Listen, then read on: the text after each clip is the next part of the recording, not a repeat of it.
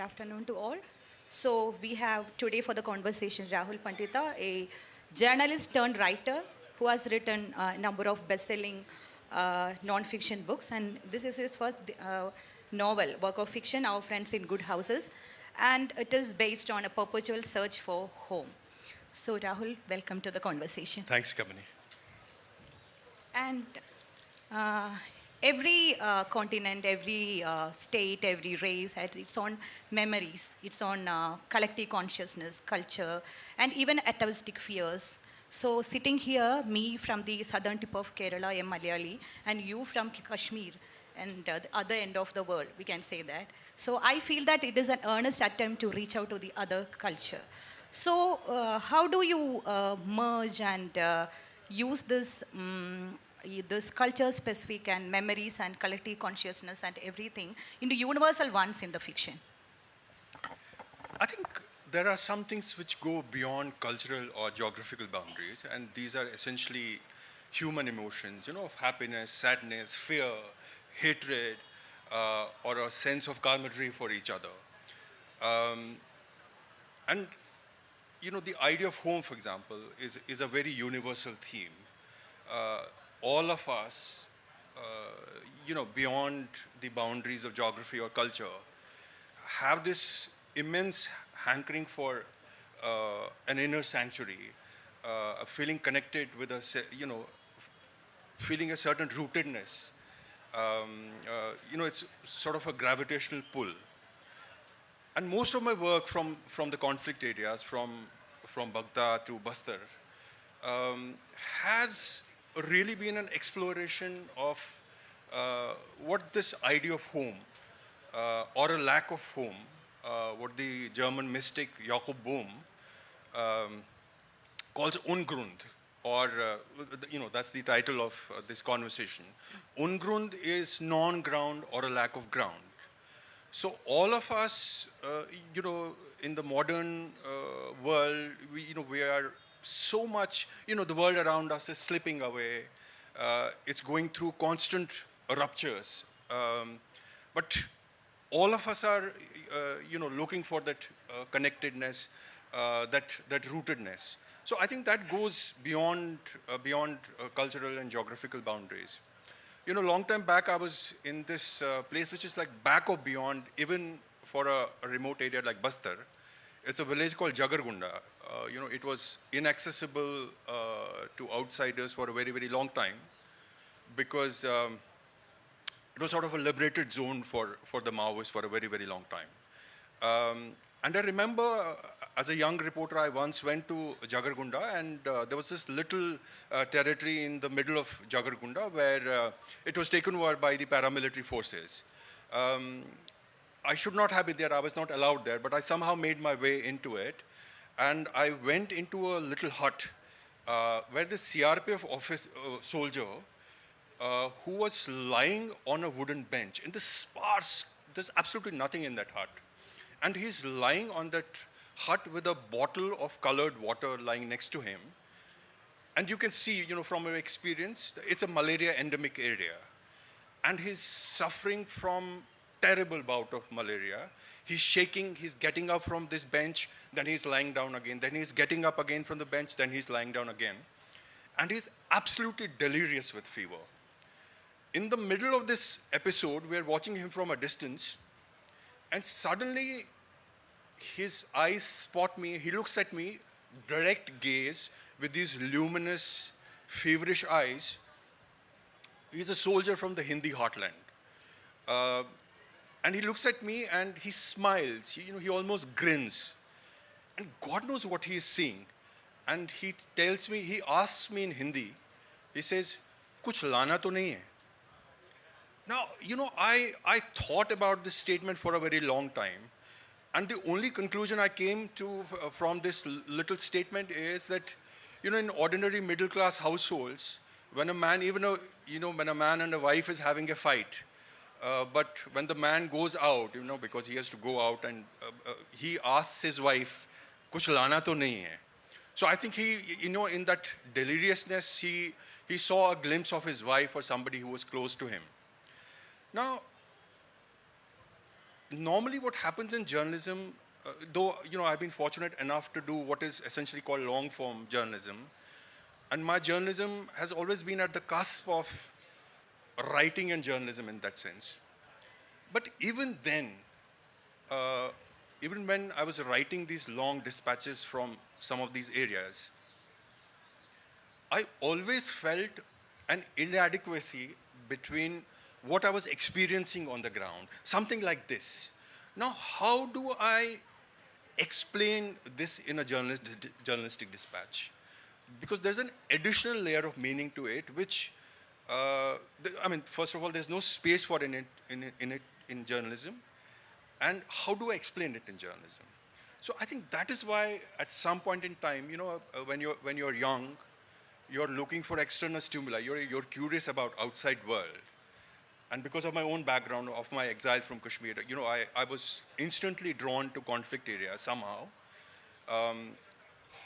And I felt the same kind of despair, from Gaza to Ghaziabad, to people who've been caught in similar situations. But how do I answer this despair?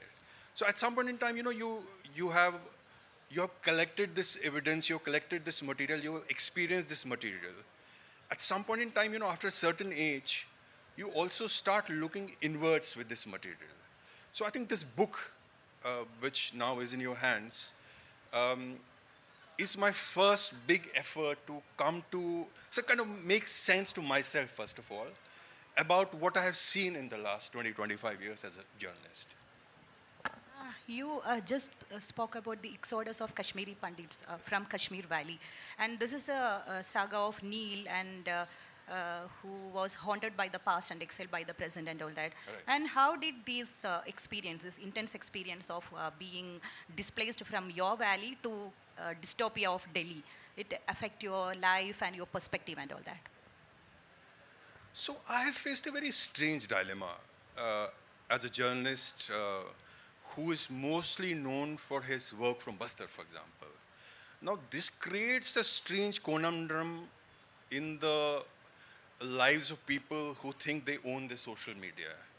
So, there's this strange paradox about things.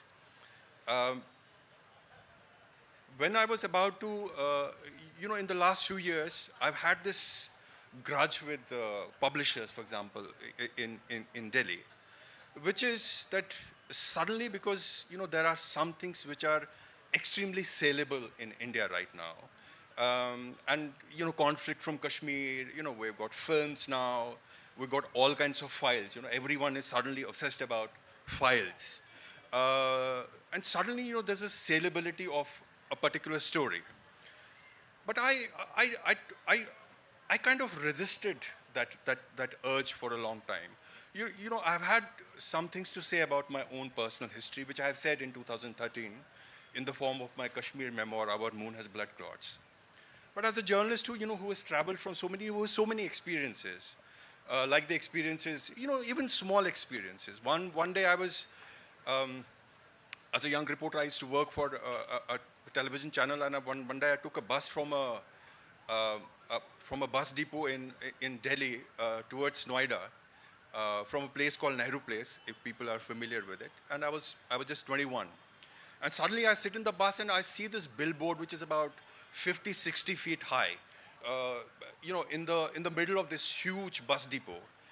And someone has actually climbed on that billboard, which is like 50, 60 feet high, like I said, and scribbled a graffiti with grease. It's a graffiti in Hindi, which most likely is addressed to himself. And it says in Hindi, "Sab kuch adhura reh gaya Pandey ji." Now, Pandey ji is someone from the Hindi heartland again. And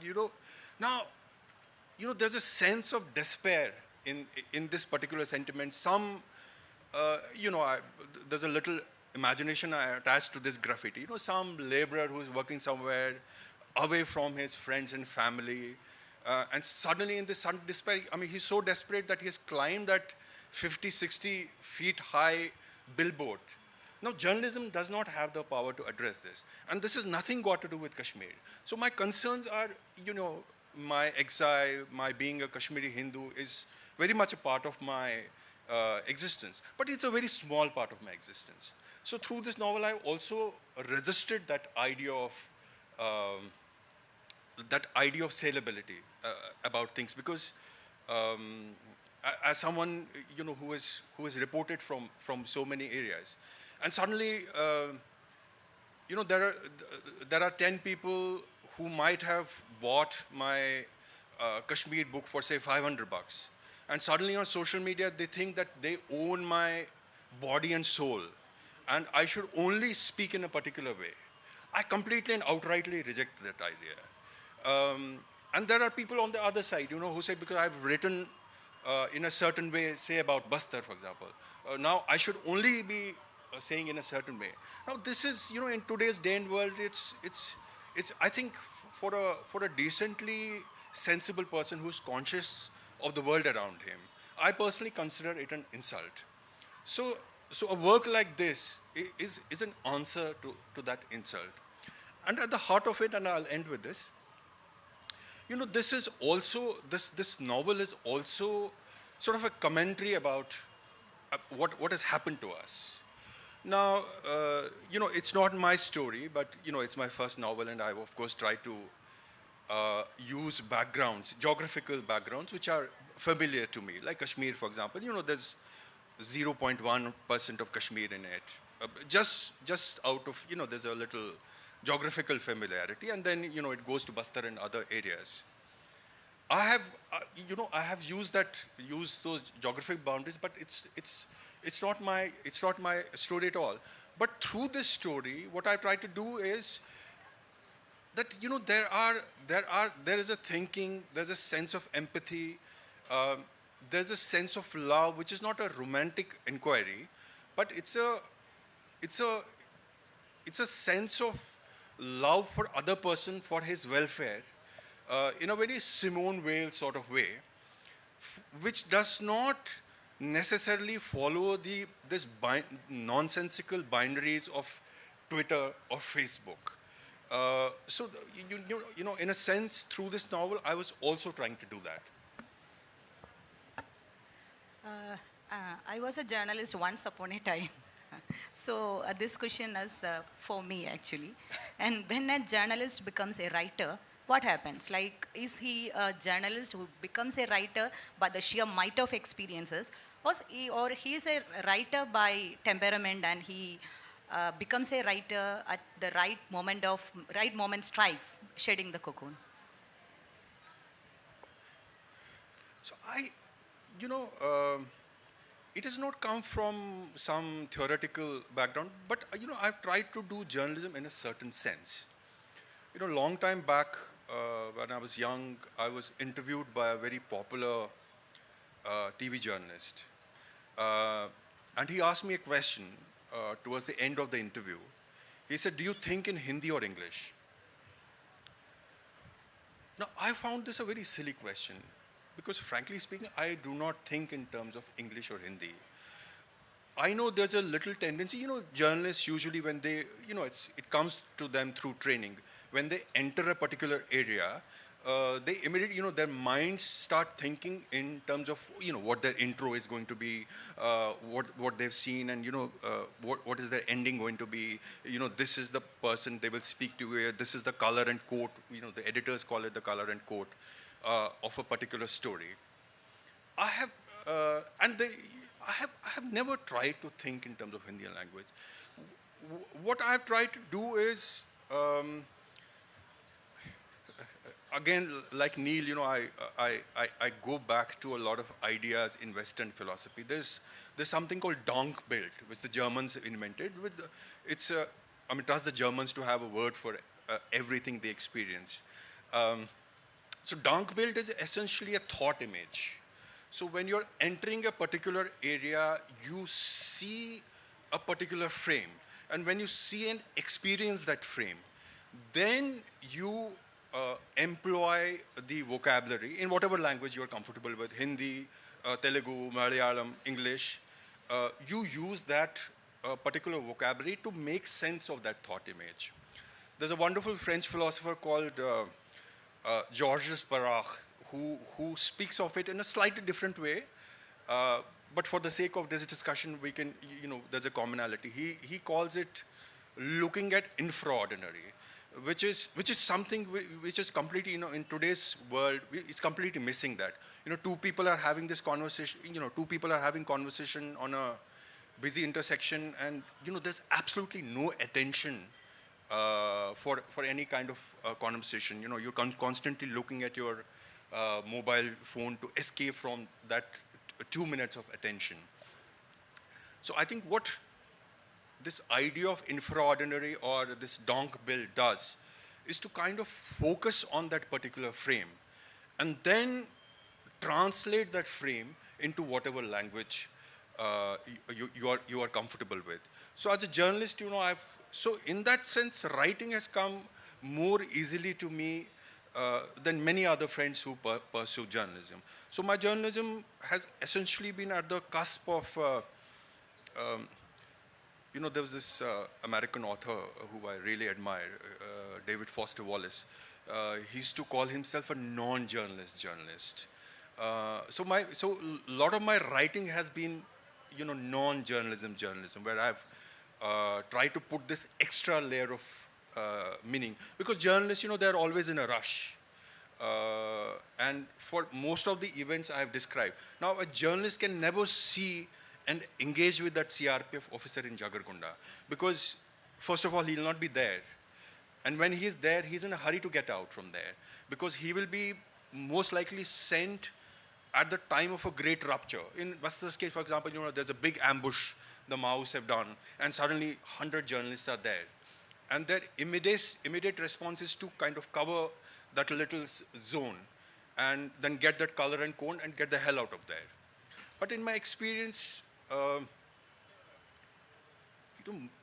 that journalism beyond a point loses its meaning. A long time back, when I speak to young journalists who want to pursue journalism, especially conflict reporting, first of all, I dissuade them. I say, do something else, join TCS or something. But I mean, if you insist, then especially people, they have this very romantic idea about conflict journalism. They think that conflict journalism is you go and you will get to click pictures with insurgent leaders, and you will wear that camouflage. And there will be bombs exploding, etc., etc.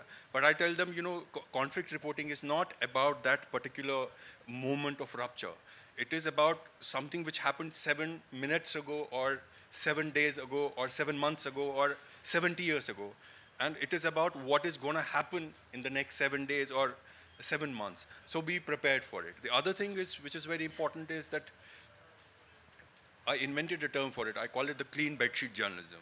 So when journalists go to conflict areas, for example, they're always very eager to at least return to the nearest town where they have the luxury of sleeping on a clean bed sheet.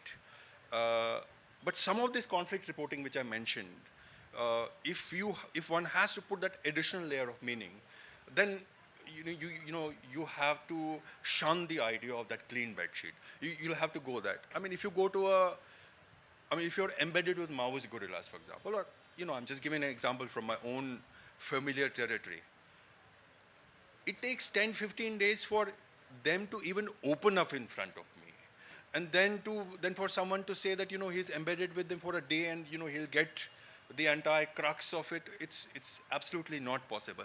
It is after 10 days, someone, a woman in the group will come and see, and she'll be fascinated by this Swiss knife you have, or this Monte Carlo sweater you are wearing, and she'll say, oh, this is a nice color, and you can almost feel as if she wants this particular sweater, but doesn't know how to say it. But I mean, you have to go beyond that. So that's what I've tried to do, at least in my younger days. I can't do it any longer, but in my younger days, I've done it. Then, when a journalist turns writer, will the habit of fact-checking follow him incessantly, especially in a political scenario where facts are fictionalized and fiction is factualized? So the grass is always greener on the other side, right? So I remember, uh, before this, all my work, I mean, all my books have been basically an extension of my journalistic work, right? And when you're writing nonfiction, when you've taken off from your work, and you're sitting with these 7 or 8 notebooks, and you have couple of books open, and you have a EPW website open in front of you. Sometimes you get really tired and say, "Oh God, I wish I was writing fiction," because then I would have to close these notebooks and just let my imagination take a leap, and I could be anywhere. But then when I started writing fiction, there were times when I would say to myself, "Oh my God, I wish I had those 7 notebooks which I could just open and finish my today's quota of 1,000 words." The other challenge which I faced as a journalist who is now writing fiction is that, in my initial first one and a half draft, I almost forgot the fact that I was writing fiction. I almost treated this book as a work of non-fiction, which essentially means that, of course, I mean, there are some things in this book which you come from the society around me, which from my own experiences. What I was trying to do in that one and a half drafts is to put them as correctly and truly as possible, which means that if I have encountered the Jagargunda officer, soldier in March, I was trying to say March in the book. But slightly later, I realized that, oh my God, I don't have to do that because it's a novel, and I can take liberty with some things. But once I wrote it, I also realized, and I think I said this in one of my promotional videos also, especially the kind of limitation and handicap we are facing in journalism in India today. I think when I was done with this book, almost done with this book, I also came to the realization that now that that handicap is in work, in progress, and it is in everybody's life, I think there are some truths you come closer to in fiction than in non-fiction.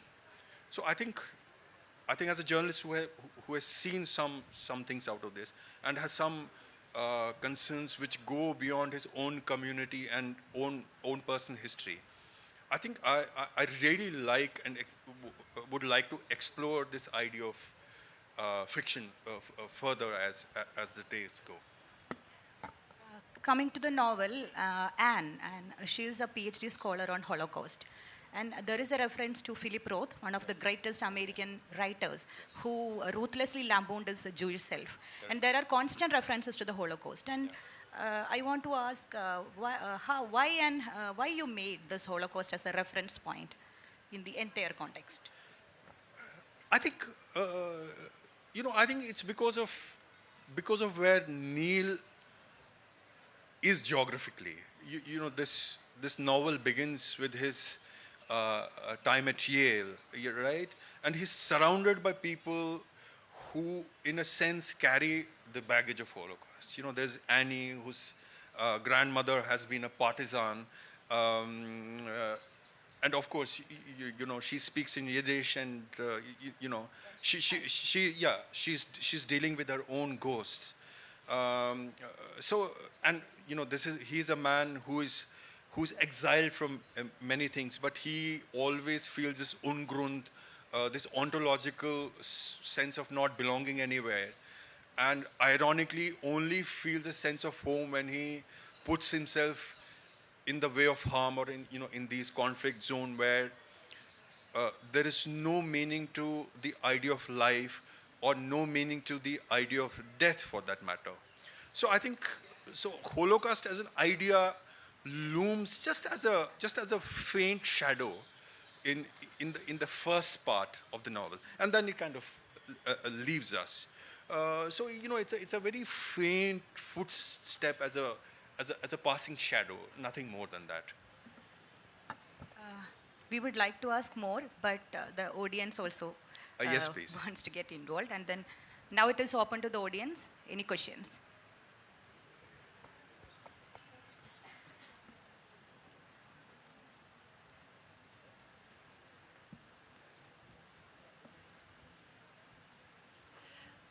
Hi, my name is Radhika, and I was really intrigued by your concepts of home. I think you just touched upon what it means to be home. And I was reminded of this other novel that I've read. It's called Invisible Cities by Italo Calvino, in which there is a conversation that happens between the Mongol Emperor Kublai Khan and Marco Polo, who's a traveler. Yes. And Marco Polo has these really exaggerated versions of the places that he has visited. And when Kublai Khan investigates further, he understands that actually Marco Polo in every conversation is only referring to Venice, which is home. So I was just wondering, what are your ideas of home? Since as a journalist, you've been to several places, you've reported from the front lines, and then you take to writing fiction. So when you're writing fiction, does it automatically transpire in such a way that you examine the idea of home and that you discover that what you thought of was home is not really home, but that home is an elusive place, really? I don't know. I mean, I think about a lot about what you've mentioned, and I really don't know what home means to me personally. But the protagonist of this novel, he has a very sharp idea, like a physical idea of what a home should be. But in my experience of people who get to be away from home sometimes by virtue of a physical violent displacement or otherwise, in their heads sometimes the idea of home is always very exaggerated. I remember when my family faced exile, and I said this in a session. We used to live in a modest house in Kashmir, and then we became refugees, and we started living in this city called Jammu in a 10 by 10 room. And my mother, she was in her early 40s, and she took very heartily to this new situation. And in those days, I remember she would go out, for anything, and she would say this statement to anyone who cared to listen. And she would say, our house in Kashmir had 22 rooms. Now, my house in Kashmir did not have 22 rooms, but somehow this exaggerated sense of self became important to her to tell the people as a contrast to the life she was leading in 1990 as to what she had. And I've seen this so many times, people who had to leave Lahore, for example. They keep on talking about this, Saraji Chitta Makan tha, this White House we had. And, White House reminds me again of this particular, when we were in exile, we used to live in a small colony in Jammu in this small room. And there was this one particular street, and there was this little house which was painted white, and it used to be called White House. Because I used to live in this small, cramped up space, I developed a fascination for the White House. And I would dream of a day when I would, get to live back in a house like this. And then we moved out from Jammu. In the year 2016, I entered that street again with a film director because, we were scouting for a location. And I couldn't believe what I'm seeing. That street felt so claustrophobic. I mean, the director's car, which I accept was a big car, couldn't even enter that street. So sometimes, it's really exaggerated in that sense. But to come back to your, if you really ask me personally where home is, I feel at home the most in a hotel room.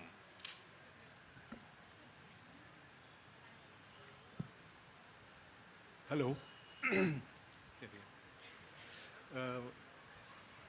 not sure if you know, there is an author called Robert Harris. He's a British author. Okay. And he was actually a BBC journalist, right, and later became a fictional writer. Right. One of my favorite writers, and his books are really good and very realistic, and they're thrillers, mostly. So in an interview, he once said that the first time he wrote a fictional paragraph, he was awestruck by the freedom that he felt, and he had to lie down for an hour just to process that, because he had been only a journalist till then. And in his books, you can see that it's very real to the what has happened in history and things like that. So has being a journalist ever been a burden to you in that sense, in any sense? I think I've really enjoyed my journalism. Um, Also because like my protagonist, it has also made me escape from certain things which I necessarily did not want to tackle. I must confess, sometimes journalism is all, for someone like me, it's also become an escape to immerse myself in the stories of others. So I don't have to necessarily confront my own story. But I'll turn this a little bit to say that, when I wrote my Kashmir memoir, which came out in 2013, when you're writing it, I was writing it with a certain frenzy because there were some certain patches of darkness which I had to wade through it. And I found them extremely difficult to traverse through. But then, eventually you do in that frenzied, longhand, etc.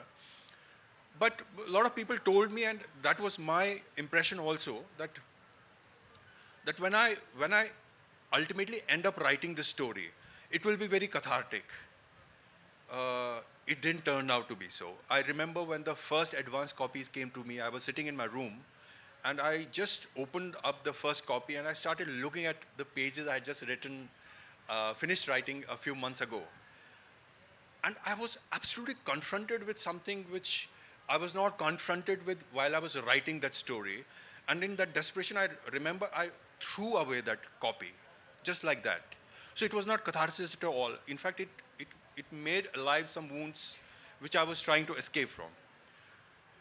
But miraculously, when I wrote this book, where I've I think dealt with some things which Neil is trying to escape from. I think this novel, after I wrote this, my editor, Dharani Bhaskar, asked me, she said, "How do you feel?" And I said, "I feel completely emptied out, which is catharsis, essentially. And I'm really grateful for that catharsis."